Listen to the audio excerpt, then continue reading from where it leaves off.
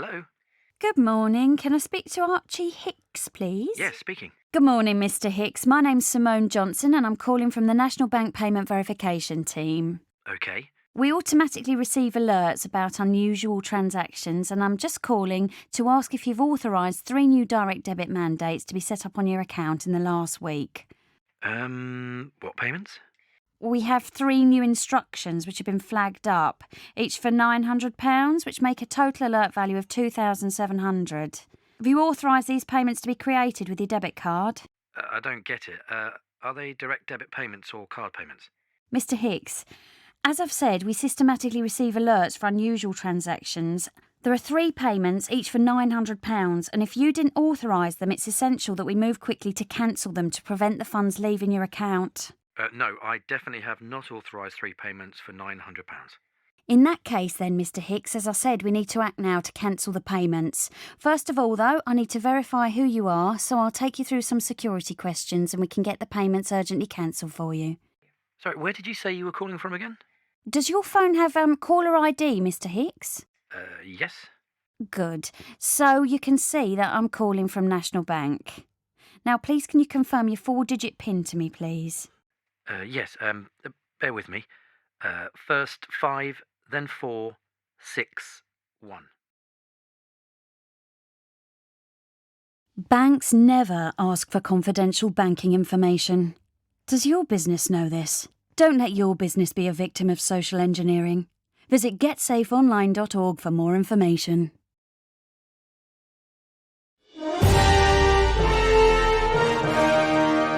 Stop Scams UK are warning Brits are more at risk of being scammed this winter as fraudsters prey on people worried about rising energy costs. Sadly for actor and businessman Adam Rickett, that nightmare became reality when he fell victim to what's called an authorised push payment scam, in which he lost tens of thousands of pounds. We're going to speak to Adam and his wife, GMB correspondent Katie Rickett, in just a moment. First, Katie takes us through a look at how the fraudsters managed to rip them off. It was a phone call that turned our world upside down. It's hard to, not feel like a complete moron. My husband fell victim to a highly complex and sophisticated scam where fraudsters were able to imitate members of Barclays Bank fraud department.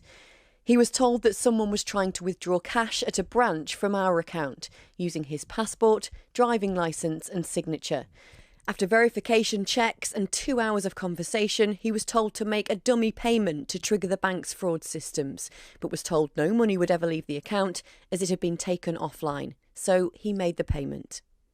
Adam did everything he could to verify who was calling him. He cross-referenced the number they called from and found it matched the Barclays fraud helpline. He called that fraud line himself from a different phone, but each time was held in a queue. Adam even found the LinkedIn profile of the person he thought he was speaking to, a member of the Barclays fraud team. But when he then logged back into our account, the money had disappeared. The scammers are going to do everything they can to try and convince you to part with your money. That means that the scams themselves are becoming ever more sophisticated. And we know as we move into winter and people are increasingly concerned about the cost of living crisis, that the scammers will seek to prey on those insecurities and those vulnerabilities. Hundreds of people, from members of the police force to HMRC employees, have got in touch with us to say they've also fallen victim to this kind of scam. Now we want to urge others to beware of the dangers. Adam and Katie join us now. It's good to see you both, and I'm so sorry that this happened to you, Adam, because when I watched your video online and I listened to you speak about the details of it, I thought I would have fallen victim to that, frankly. It was very persuasive.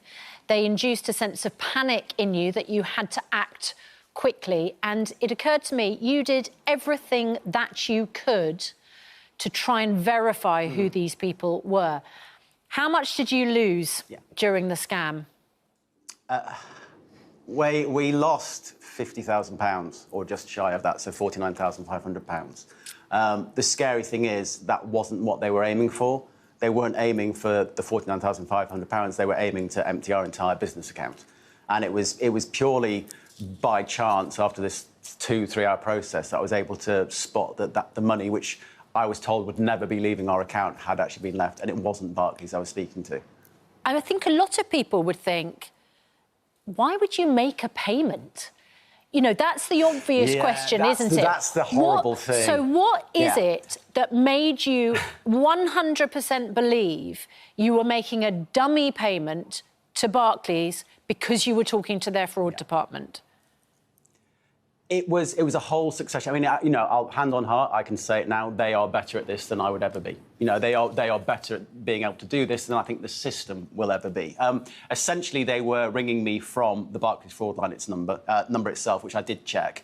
I naively didn't know that you could ghost financial institutions. I didn't think that would be a possibility. Explain what that means. As Katie explained... Adam, explain what that means. It's where it's basically where you have a number show up on your mobile phone, and it was an 0845 number, and when it first... Well, originally, I got a text message from the Barclays text department, which I always get whenever I make a payment over a certain amount for the business. You get a text saying, do you want to make this payment? Please confirm Y or N. So I got a text from that number saying a member of the fraud department will be contacting you. The number they called me on, the very first thing I did was I went onto the Barclays website, and it was the Barclays fraud line number. And essentially, it transpires hackers are now able to ghost people's number, not only so that you're called from that number, but also if you hang up on them and redial it from the same phone, they will still pick it up. It won't go through to Barclays. The scammers are the ones who will pick it up. If you're going to speak to the fraud department itself, you need to ring them from an entirely different phone. There was lots of other things they did. I mean, the scariest, I think probably the most convincing thing for me, despite looking them up on LinkedIn or anything like that, was the fact that they knew too much about my bank account for them not to be Barclays. They knew how much was in the bank to the nearest penny. And they knew every single cash withdrawal we'd made from ATM machines. They were able to run through all the ATM machine withdrawals we'd made. Right. How do you think they were able to get that information? Have you had an explanation from Barclays about that? No. I mean, the one thing I would say, which I don't think it's been mentioned yet, but, I mean, Barclays have been fantastic throughout this whole process, to be fair to them. You know, we got a call yesterday morning saying that the funds had come back to us. Now, basically, in order to get the funds back, when you've been sort of victim of an APP fraud, you have to not be at fault. And normally that process should take a minimum of 15 working days. The fact we got it back so quickly, I think, means that they knew it was very apparent because of the information that the scammers held on us, something else had gone awry.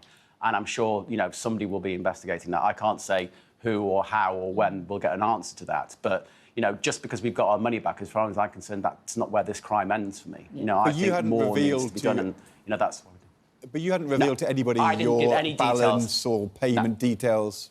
No. No, I didn't give them any PINs. You know, they even said, you know, the scammers themselves even said to me, please do not give us your bank account details. Please do not give us your PINs. Please do not give us your passwords. And I would never do that. You know, the only reason I trusted them was because they knew these things about, you know, when you go through verification with any bank, you know, they normally do say things to you like, you know, when was your last usage of ATM machines, or what were your last 3 transactions you made with your debit card? And that's what they did, and that's the main way they gained my trust. You even said to them, didn't you? No, you tell me where my last transaction was. Yeah, I even said to them, you know, they said, we can list some, you know, can you list some purchases for us? And I said, well, I can, but before I do that, could you tell me some factors about my account to verify who you are? And they said, well, and they literally listed the exact places we'd been and made cash withdrawals out of ATM machines. I, Adam, had a text last week from the DVLA asking me to click onto a link, and I thought I should do it, and then looked online, and there's a statement from DVLA saying we never contact people by text. But lots of people feel like an obligation, they worry, got to do the right thing. On the basis of your experience, if you're talking to people and giving them advice, people who, you know, if I think of my 80-something dad, he would be so worried about not responding to these kind of calls or messages, what is the thing, looking back, which you would tell people not to do, the thing you did which you shouldn't have done? You can't engage. You can't... At all? It doesn't matter. I mean, you know, it's been proven to me. You just, you can't engage. If somebody rings you, do not even say, just hang up the phone and call the fraud department yourself. If you get a text from the DVLA, you call the DVLA. Because the second you engage with them, you will lose. So don't answer the email, don't answer the text, don't have a conversation. No. Nothing. No, you do no any. I mean, do you know what? It's such a shame that our society has got to a point where these authority figures we should be able to trust, we should be empowered by, are now the people we're almost fearful of contacting or being contacted by. Because in my day and age, if the policeman came to you and said, "I need to talk to you," you would automatically assume it was the policeman.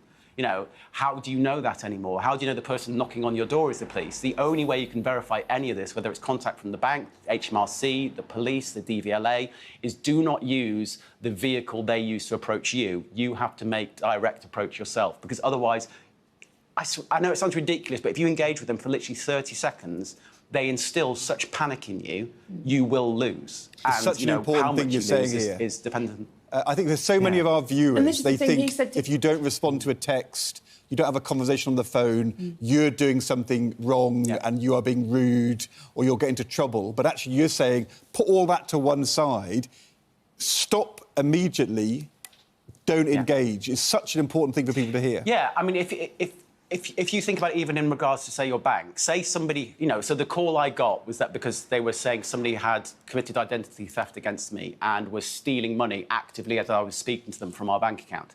Now, as petrifying and horrible as that is, what you've got to remember is if somebody is actually doing that and you ring the bank yourself, if your money has disappeared, the bank is legally bound that they have to pay you back immediately. If your account has been hacked, that's their fault. You get the money back immediately. So don't worry, even if, or if there's some issue with the DVLA, nobody can prosecute or persecute you because you haven't responded to a text from them. If you ignore, if you don't bother phoning them back and it turns out to be genuine, then yes, you'll get in trouble. But you should always be the person who instigates it, because otherwise they'll break you. I think the really concerning things about... I think this whole process took about 3 hours, didn't it, Adam? It was it was long, it's drawn out. They used very convincing language. They instilled in you a sense of panic. They used phrases like, "Don't divulge your security information to us." They seem to have very detailed information about your account. And as you say, they managed to get away with masking their own phone number, so it appears that it was the fraud department. Katie, you are an experienced correspondent. This is the sort of case you would normally be investigating on behalf of this programme, and you find yourself investigating it at home. What have you discovered about the advice for other people? Because I can imagine there are some, there might be some security experts who say sometimes you do need to verify your information with your bank when they call you. As Adam says, you sometimes do get that text. So what is the definitive information that you need to follow to stop yourself getting scammed? I mean, as many people that I've interviewed in the past will say, there's nothing like something happening to you to make you frantically look for every answer you can go for. And we have pulled our hair out for the last, 7 days. He had 3 hours of hell. So we basically went through everything with a fine-tooth comb. And the reason we wanted to come on today is to basically try and help anybody, even one person, not get scammed. But the advice, basically, and Adam touched on this at the beginning there, is the only thing he feels he could have done is hang up the phone. This guy was his best friend. This guy was stopping him from getting defrauded, allegedly, although it turned out he was the fraudster. So basically, if your bank rings you, as you were both saying, hang up the phone and call the number on the back of your bank card so you 100% know you are getting through to your bank. That is, we've learnt that the hard way. If this happens to you, and this is what we've tortured ourselves with over the last week, it's actually a real gamble whether you get your money back. We consider ourselves, not lucky, because he'd been through so much hell that they actually deemed that he couldn't have done much more. But basically, there are banks assigned. Some of the banks are signed up to what's called the contingency reimbursement model. Most of the major banks are signed up to, including Barclays, but not some of the smaller ones. And the problem with that model is it's basically the banks saying, we will help you get your money back, but it's up to them whether they deem you to have been what they call grossly negligent. And that can be as simple as, they say, if you've ignored effective warnings. So could that be a pop-up coming up on your app to say, don't put money in a safe account, but then you end up doing it, you might not get your money back. And in fact, according to Which, only 42% of people got their money back through that scheme. And if you don't get your money back because your bank signed up to that scheme, you then go on to the Financial Ombudsman.